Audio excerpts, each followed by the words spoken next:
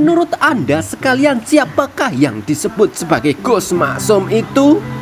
Jika tak layak disebut sebagai pengusaha, maka dia bisa disebut sebagai bisnismen.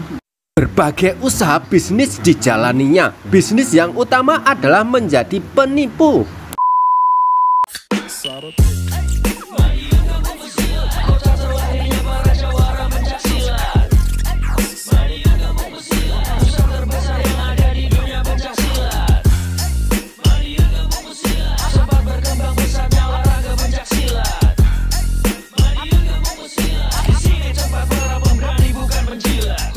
Dulur-dulur, selamat pagi. Semoga hari ini menjadi berkah buat kita semua dan apapun yang kita lakukan. Semoga diberikan kemudahan oleh Tuhan Yang Maha Esa. Pada pagi hari ini, dulur, kembali ke segmen sharing bersama Bima ANF. Dan kali ini Bima ANF ingin mengajak dulur-dulur semua untuk membahas sebuah video yang diupload di sebuah channel YouTube, dulur-dulur. Namun di sini Bima ANF tidak tahu ya ini channel YouTube-nya ini namanya apa. Saja Bima ANF di sini mendapatkan referensi informasi ini dari saudara kita yang mengupload video ini di channel YouTube-nya. Jadi singkat cerita, dulur-dulur, video yang bermasalah di sini yang kita maksud adalah video yang diupload oleh salah satu orang yang di sini sebut saja beliau namanya Sri Narendra Kalasebo. Jadi Kang Mas Sri ini mengupload sebuah video yang menurut Bima ANF merupakan video provokasi ya, yang entah ini sumbernya dia dapat dari mana. Di sini dia menceritakan sejarah Gus Maksum selaku pendiri perguruan atau organisasi Pagar Nusa dengan sejarah yang di sini orang bodoh saja apabila mendengarkan narasi yang dia sampaikan ini ngawur dulu. Mungkin nanti ada yang menyanggah ikut organisasi liyo Bim nyampung mbok urusi yo kan. Jane ora ngerti kok piye. Jadi di sini dia tidak hanya menyinggung Gus Maksum saja dulu. Namun dia di sini juga menyinggung Pondok Pesantren Lirboyo yang notabene merupakan salah satu pusat pembelajaran para santri-santri Nahdien. Mungkin tidak perlu panjang lebar lagi. Mau dulurku, kita simak videonya. Check it out. Siapakah yang disebut sebagai Gus Maksum itu? Jika tak layak disebut sebagai pengusaha, maka dia bisa disebut sebagai bisnismen.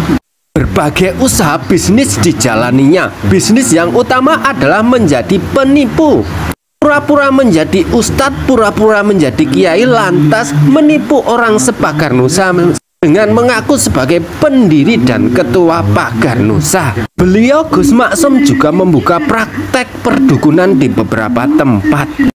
Pusatnya adalah sesuatu yang dikatakan sebagai pesantren Lirboyo. Itu sebenarnya komunitas dukun santet. Beliau juga mendirikan perguruan silat palsu yang bernama Gasmi. Itu sebenarnya adalah perguruan santet. Selain menjalani usaha-usaha bisnis tersebut, beliau juga masih menjalani usaha sebagai germo mucikari. Benar-benar seorang bisnismen. Sebuah desakan dari satu akun yang meminta agar channel ini menjelaskan lebih lanjut perihal kisah Gus Nabil yang memburu Gus Maksum.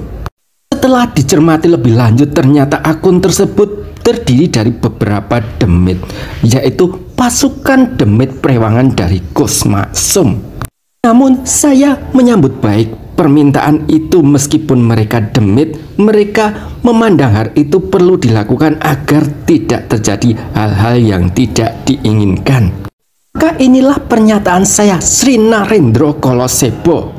Adalah benar bahwa di tahun 92 Gus Nabil sudah mengidentifikasi kejahatan dari Gus Maksum. Lah kenapa Gus Maksum harus ditangkap dan dihentikan kejahatannya? Lebih lanjut, saya bersaksi bahwa yang namanya Gus Maksum itu bukan pendiri Pagar Nusa dan ketua palsu. Nah, itu tadi adalah videonya dulur-dulur. Bagaimana sih menurut dulur-dulur semua? Tindak lanjut dari permasalahan ini, sang pelaku atau pemilik akun sekaligus admin yang membuat video ini sudah dilaporkan ke pihak yang berwenang dulur-dulur. Namun anehnya dulur-dulur, di sini dia justru mengklarifikasi video tersebut dengan sangat santai dan sangat gamblang sekali. Sumber yang menurut dia ini adalah sumber yang paten atau A1 lah. Yang menurut dia ini merupakan sumber yang benar adanya dan dia di sini tanpa ada rasa penyesalan. Mudah-mudahan apa saya dengan bilang kan Gustur dengan jadi Pak Kanisa tapi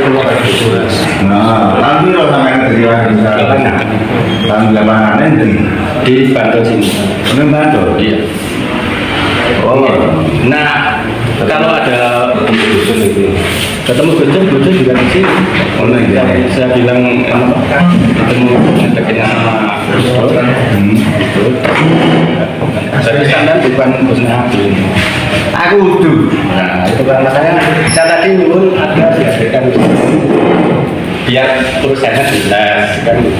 Oh. Iya kan ini ada saksinya juga kan, sebenarnya kan gitu, ada saksinya Gus Nabi, Pak Jenaswari juga hadir, itu semua yang bersaksi kan gitu, harus bisa seperti itu, kalau enggak ya itu tidak Bukti sejarah ketika Pak Ganusa berdirikan di apa nih dilahirkan di Bantul itu apa? Niku makanya ini kan yang saya unik bahwa saya janji ajeng menghadirkan. Oh dah, sampean kan itu harus ada saksi itu juga. Sampean kan kudune duwe bukti sejarah Pak Ganusa didirikan di Bantul, mulai proses apa, siapa saja yang hadir. Kalau saya janji itu tadi kan yang ada itu selain saya kan bisa menjelaskan ada Gus Nabil dan juga yang namanya Pak Jenaswari. Itu saya tadi udah minta itu, kalau enggak ini enggak ada ketemu. Aku wakilnya Gus Nabi lagi di Jakarta. Enggak bisa seperti itu. Terus ada Gus Nabi dan Pak Jenaswari. Itu baru bisa diselesaikan. Terus kapasitas sampean di Pak Ganusa itu sebagai apa? Pendirinya. Iya. Bukti sejarah sebagai pendiri ini pun apa? Nah, kalau makanya itu kan harus Kita bicara organisasi loh. iya, itu kan harus ada Pak Zainal sama yang namanya. Lu nggak harus Pak Ya, Ganusa harus. itu Gano. Yang tahu soal itu kan dua orang yang tidak. Lo ya nggak bisa. Wah parah Kang Sri.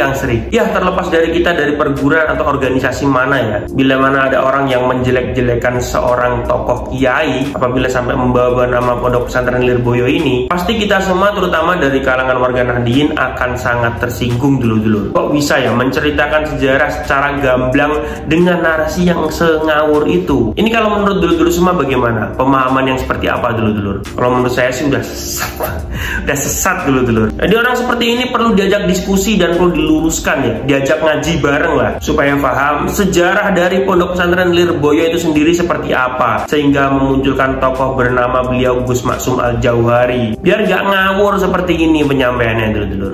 Ya sekali lagi dulur-dulur, di sini Manif intinya tidak berniat untuk mencampuri urusan dari organisasi maupun perguruan lain. Hanya saja apapun yang menurut kita salah, terutama di sosial media ini, perlu kita edukasi dan perlu kita luruskan dulur-dulur, agar tidak menyesatkan saudara-saudara yang lain.